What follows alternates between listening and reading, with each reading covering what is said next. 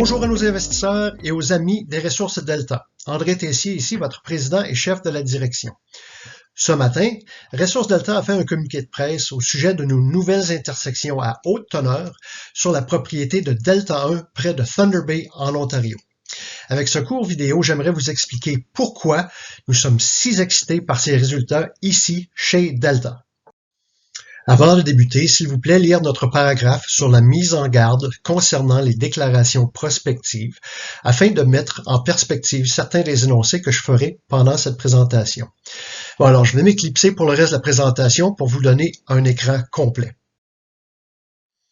Pour ceux qui ne sont pas familiers avec la propriété de Delta 1, elle se situe à 50 km au nord-ouest de la ville de Thunder Bay, en plein sur la transcanadienne, alors très facile d'accès. Du point de vue géologique, la propriété couvre un 17 km de la structure de Shubandawon qui marque la limite nord de la ceinture de roches vertes de Shubandawon. En ce qui a trait à un enrichissement en or dans le secteur, le gisement de Moss Lake se situe environ à 50 km à l'ouest sur la même structure de Shubandawon. Ce gisement renferme plus de 3,2 millions d'onces d'or. Alors, nous allons faire le focus dans la partie est de la propriété sur le gîte de Eureka qui est localisé ici. Alors, jusqu'à présent, Delta a complété 23 trous de forage sur la propriété pour un total d'un peu plus de 5000 mètres de forage. Par contre, seulement 16 des trous et moins de 4000 mètres ont intersecté la zone de Eureka puisque certains trous étaient pour exploration avant d'identifier la zone. Or, comme vous pouvez voir, le projet en est à ses tout débuts. On fait ici le focus sur la zone Eureka. Pour référence, je vous pointe ici l'autoroute transcanadienne qui traverse la propriété. Sur cette carte géologique, le bleu représente des roches sédimentaires, les verts, ce sont des roches volcaniques mafiques, le rose représente des dikes intermédiaires qui semblent être associés à la zone minéralisée. Les trous de forage sont en noir et puis les traces des trous de forage ont été projetées à la surface. Les lignes rouges pointillées grasses montrent la limite d'une zone minéralisée qui titre à plus de 0,35 g à la tonne d'or. On retrouve à l'intérieur de cette enveloppe minéralisée des sections continues des teneurs de plus de 1 g à la tonne d'or. Or, on voit que la zone a maintenant plus de 850 mètres de longueur, plus de 100 mètres d'épaisseur et nous l'avons intersectée à plus de 200 mètres de profondeur. Ce qui est important est que la zone est ouverte dans toutes les directions. Encore plus important, notre toute dernière intersection, ici à l'est, de plus de 5,9 g à la tonne d'or sur une vraie largeur de 31 mètres.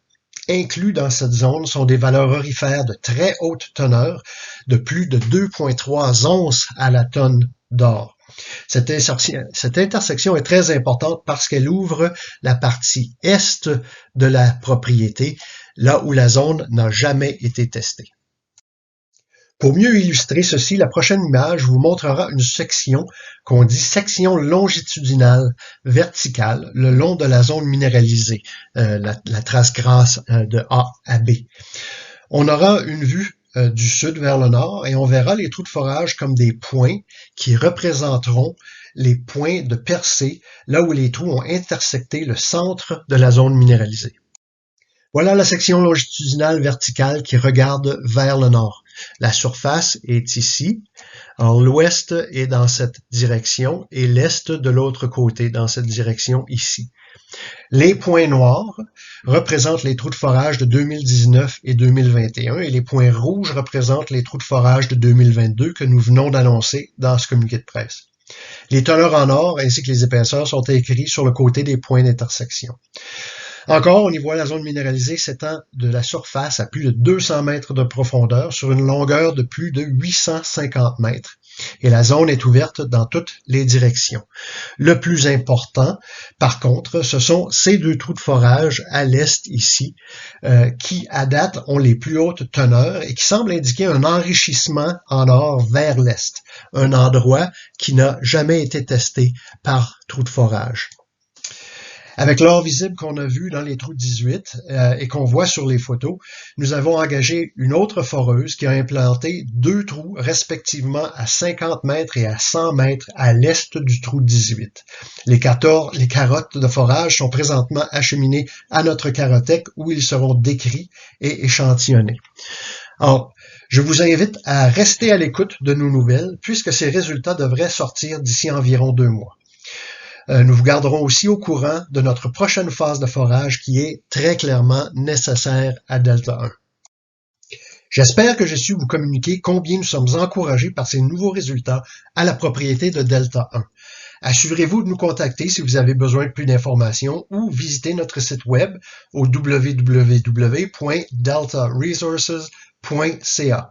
Aussi, suivez-nous sur nos réseaux sociaux Twitter, Facebook et LinkedIn pour rester au courant de nos toutes dernières nouvelles. Au nom de toute l'équipe Delta, ici André Tessier et à la prochaine.